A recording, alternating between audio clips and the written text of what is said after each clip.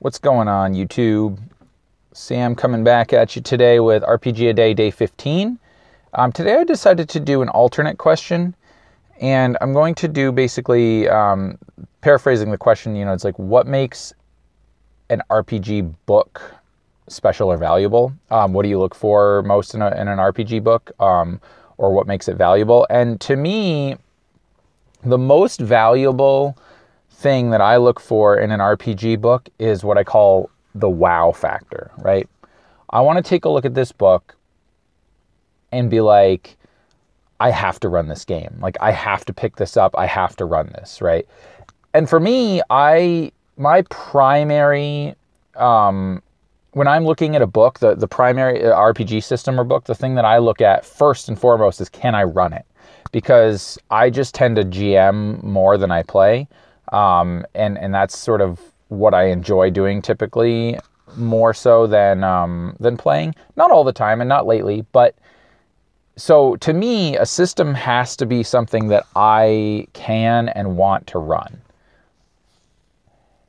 But, there's a lot of systems out there, right? And there's a lot of systems that I could run, but I don't necessarily want to, right? So, like, an example of this was Dungeon World.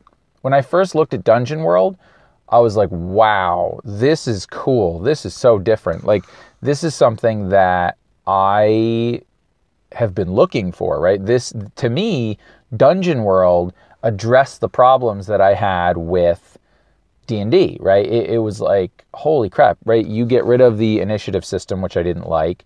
You go to a very heavily narrative combat system. You allow for character playbooks, which really focus the characters. They don't give them a ton of things, but it was so cool. And the GM section in that book is amazing, right? Telling you how to set up adventures with threats and fronts and stuff like that. It had that wow factor for me, right? And it had that weird sort of old school art. I was like, yes, this is so cool. Another example of that was Newman Era and the Cypher System rulebook. When I first saw Newman Era, the art, I think, in that is what grabbed me first, right? But reading through the system, seeing it online, seeing it played online, seeing descriptions of it, and then reading the book, I was like, wow, this is a cool game.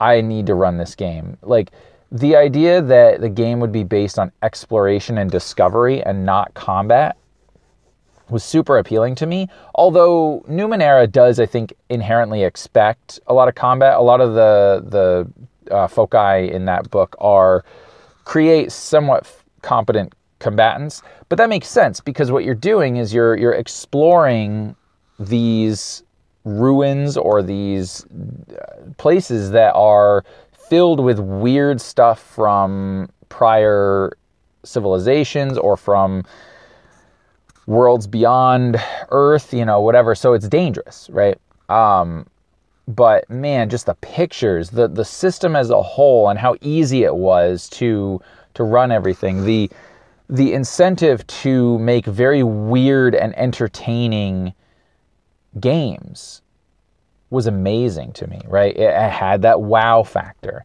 And then conversely with the Cypher system, taking that sense of wonder, that sense of exploration, whatever, and saying, okay, now you can do this in a sci-fi setting. You can do this in a fantasy setting. You can do this in a modern setting. You can do this in a superhero setting, horror setting, whatever, right? And then with expanded worlds, childhood adventure and mythic kind of adventures, and hard sci-fi, historic, whatever. So again, it gives you that just, wow, this is amazing. Star Wars, Fantasy Flight Games, Edge of the Empire, Force and Destiny, Age of Rebellion, same deal. I was like, damn, this is how I want to run Star Wars. And that one was hard for me at first because it was super crunchy and I didn't understand the system. The dice mechanics didn't make sense to me. So that was tough. But I feel like this is a system, obviously, that I really enjoy. I figured it out. And again, the dice mechanic in it, once I figured it out, was like, wow, this is super cool. I get it. I love it. This is how I want to run games. Fate to an extent as well. Fate was just a very different way of playing a game, and I enjoy Fate. But, despite what you guys might think, Fate is not my favorite system. It's one that I enjoy playing. It's one that I will run occasionally, but it's not my go-to system. I like it a lot, but I will run Fantasy Flight Games Star Wars. I will run Cypher System probably more than I will run Fate. And then most recently, it was Icy RPG, or Index Card RPG, right? I saw, Hankerin talking about it on Drunkens and Dragons. I saw other people in the AbTab community and on YouTube talking about it. I saw some of the live plays that he ran.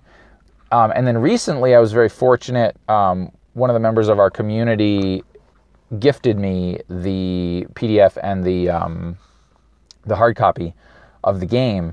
And I'm reading through it right now, and it's incredible.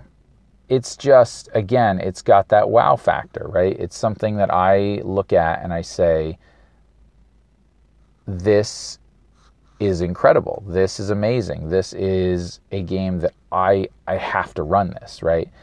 And what's cool about it is, like, I feel like printing out the cards and the tokens and whatever, this is something that I could play with my kid who's 5, and like he doesn't really play RPGs, but he enjoys rolling dice and playing with minis and whatever. So you can have that very sort of silly, fun experience. But this can also be a game run for, sophisticated adult gamers who are used to other systems and whatever, and have a lot of fun with that.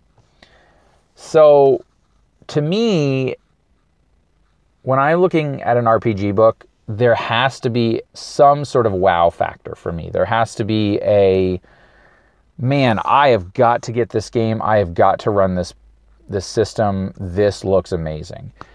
And sometimes I find that through watching actual plays or through descriptions from the game's designers, or sometimes through descriptions from people who run the game, right? Saying, wow, this mechanic is amazing. This is so cool, and then I'll check it out. But I don't know, just something about it. I mean, and so funny enough, Basic Fantasy RPG has also done this for me. And I was surprised by that because it's basically BXD&D with a little bit of a twist, right? I mean, they do Ascending Armor class, and they've changed a few things, but for the most part, it's BXD&D.